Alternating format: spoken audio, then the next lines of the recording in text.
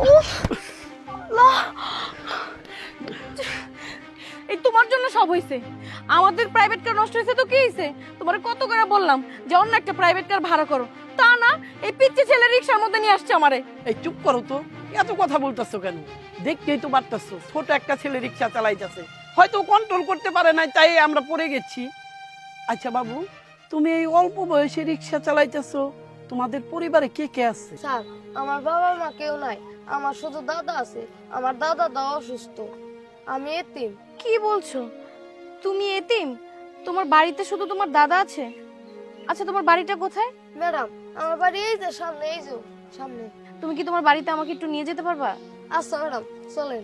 ঠিক আছে, আমাদের নিয়ে চলো। আচ্ছা, গায়ে তো ওঠার দরকার নাই, আইতেই যাবো, এই যে সামনে। চলো। আচ্ছা, আসেন। এই দাঁড়াও দেখি। হ্যালো, হ্যাঁ হ্যাঁ, আমি এক্ষুনি আসছি। আচ্ছা, ওকে। এই তোমাদের বাড়ি আর কত দূর? স্যার, এই যে সামনে। এই তুমি এক কাজ করো, ওর সাথে যাও, আমি একটু কথা বলে আসি। আচ্ছা, ঠিক আছে, যাও। ম্যাডাম, এই যে আমার দাদা।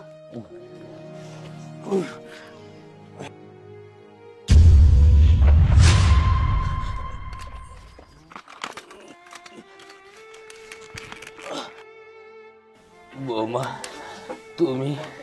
আব্বা, আপনি? তার মানে ও আমার ছেলে? আয় বাবা। কিন্তু আব্বা, আপনাদের এই অবস্থা কেন?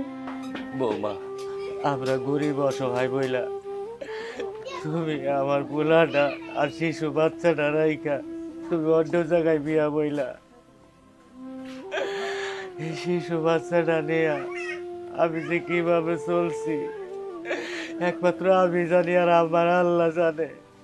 কয়দিন পরে টলার ডুইবা আমার পোলাটা মইরা যায়। এই নাতিটা নিয়ে আমার অন্তরটা কয়লা হয়ে গেছে বৌমা। আপনাদের এই অবস্থা তাহলে?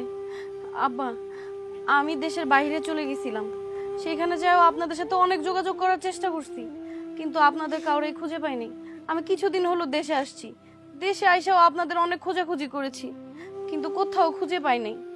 আব্বা, আপনি কোনো চিন্তা করেন না, আজকে থেকে আমার ছেলে আমার সাথেই থাকবে, আর আপনার খরচপাতি যা লাগে আমি সব পাঠিয়ে দিব। বৌমা, তুমি তো এখন আমাকে বৌমাও নাই, তুমি তো এখন অন্য জায়গায় বিয়া বইছো। এই লোকটা কি আমার নাতির ওয়াকিলে মাইনে নিব?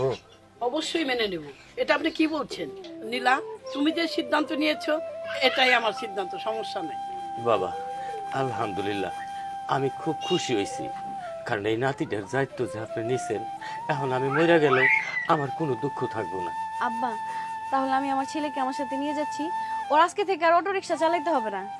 আর আমার স্বামী একজন শিল্পপতি, কোটি কোটি টাকার মালিক, আমার মনে হয় ও আমাদের সাথে ভালোই থাকবে। আয় বাবা। না, আমি তোমার সাথে যাবো না। যেই মা আমার 3 মাস বয়সে রাইখা নিজের সুখের জন্য যেই মা অন্যের হাত ধরে চলে যেতে পারে, আর সেই মায়ের সাথে আমি জীবনেও যাবো না। তুমি কি ভাবছো এত বছর পর তুমি এই জায়গায় আসবে আমি তোমার মা ডাকমু? না, সেটা কোনোদিনও সম্ভব না।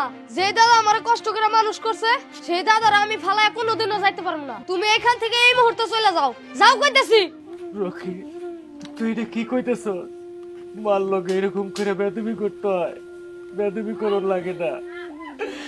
তুই তো তোর মায় তোরে নিয়ে যাইতে চাইতেছে, অনেক সুখে থাকবি, তোর আর অটুক চালাইতে হইব না। আর ভাঙা পরিশ্রম করে অসুস্থ দাদার জন্য ওষুধ আনতে হইব না। তুই যা ভাই, অনেক সুখে থাকবি। না, আমি আমার দাদার থাক কোথাও যাবো না। দাদা, ওগো যাইতে বলো। নীলা, তুমি দুঃখ করো না, আসো। দাদু ভাই, তুই আমার কথা ভাই বা নিজের সুখ বিসর্জন দিলি ভাই।